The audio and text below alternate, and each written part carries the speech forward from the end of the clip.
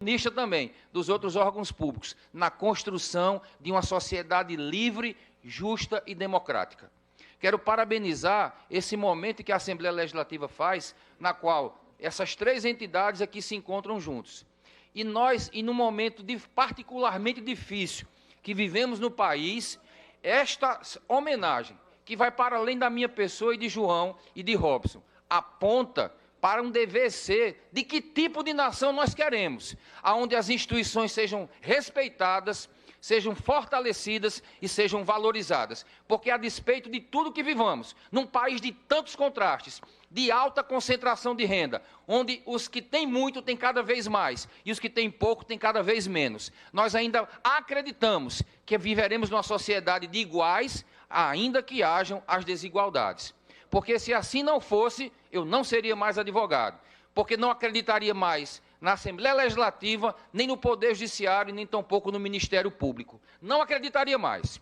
E aqui quero começar a minha fala de uma frase que tem na peça Henrique VI, de Shakespeare. Um dos atores, Dick the Butcher, o açougueiro, que era um conspirador, que queria depor o Estado, o rei que estava lá, através de uma usurpação e de um golpe, ele falou a seguinte frase: matem todos os advogados.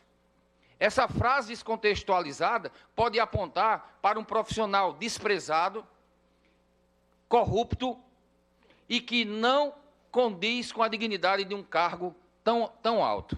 Só que quando Dick the Butcher falou matem todos os advogados, é porque ele sabia que os advogados se anteporiam diante daquele tentativa de golpe, de usurpação do poder legítimo e instituído. E é assim que, num cenário, e eu estou plenamente satisfeito com isso, da contramajoritariedade de ser advogado numa sociedade. Porque para agradar todo mundo e dar tapinha nas costas, não precisa ser advogado.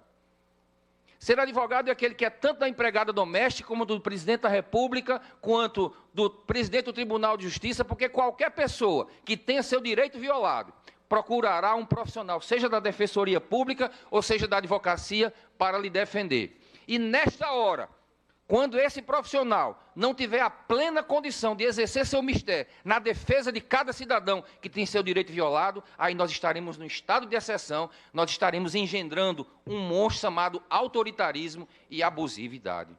Por isso que, nesse sentido, eu quero reafirmar que esta homenagem não é para Paulo, não é para João, é para a Ordem dos Advogados do Brasil e para o Tribunal de Justiça, apontando muito mais do que uma solenidade de salamalex, uma solenidade de mesuras falsas, frívolas e inúteis, porque se fosse isso eu nem estaria aqui, porque eu detesto bajulação e detesto frivolidades.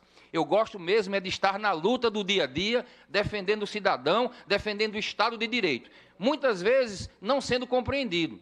Nunca fui, porém, agressivo e nunca faltei com respeito a quem está nos diversos poderes constituídos, legitimamente eleito e defendendo a sociedade.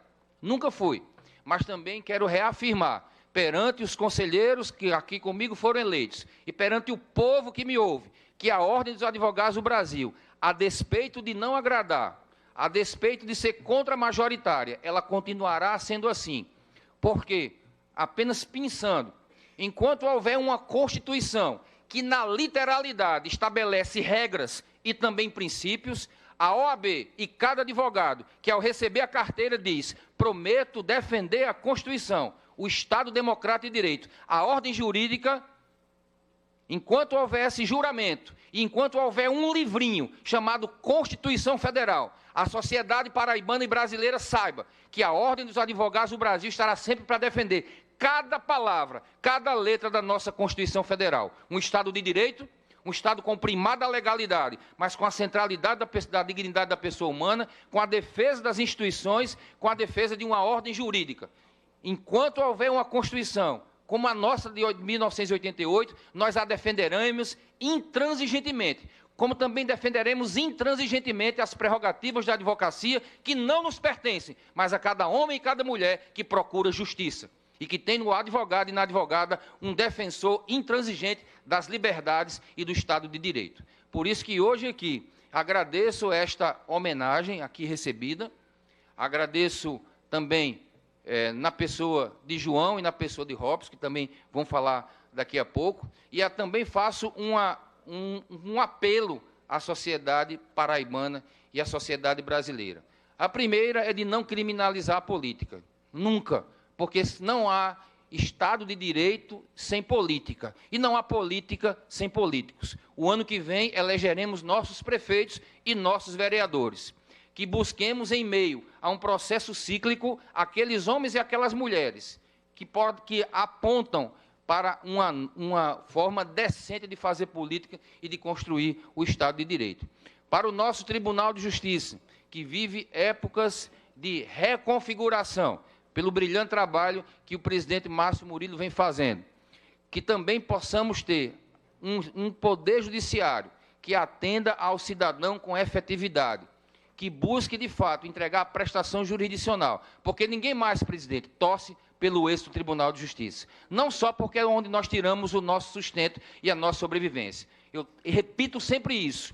Eu não defendo prerrogativas como manobras corporativas, mas ao entendê-las que elas pertencem ao cidadão, mas são exercidas por cada advogado e por cada advogada. E ao defender a manutenção de um poder judiciário estadual efetivo e célere, eu falo por cada homem e cada mulher. Apesar de pensarmos diferente quanto à questão das comarcas, eu entendo a sua preocupação, aceito e respeito a sua preocupação. Apesar da divergência institucional em relação à desinstalação das comarcas, coisa que já repeti por inúmeras vezes, eu tenho no meu coração o verdadeiro desejo, como advogado e como cidadão, que o Poder Judiciário possa, de fato, funcionar. Ninguém ficou satisfeito com o score que Vossa Excelência mesmo já está lutando para mudar. E conte com a Ordem de Advogados do Brasil. Ainda que tenhamos eventuais descompassos quanto à questão das comarcas, o senhor pode sempre contar com a Ordem de Advogados do Brasil. Caríssimo deputado Adriano Galdino, o senhor sempre pode contar com a Ordem de Advogados do Brasil. Deputado Caio Roberto, o senhor sempre pode contar com a Ordem de Advogados do Brasil e o deputado Jeová Campos. E meu amigo Robson Cananéia e meu amigo João de Deus Quirino Filho, que possamos continuar inspirando pessoas a lutarem, gastarem sua vida, sem receber um centavo por isso, sobretudo na Ordem de Advogados do Brasil, onde nós não recebemos um único vintém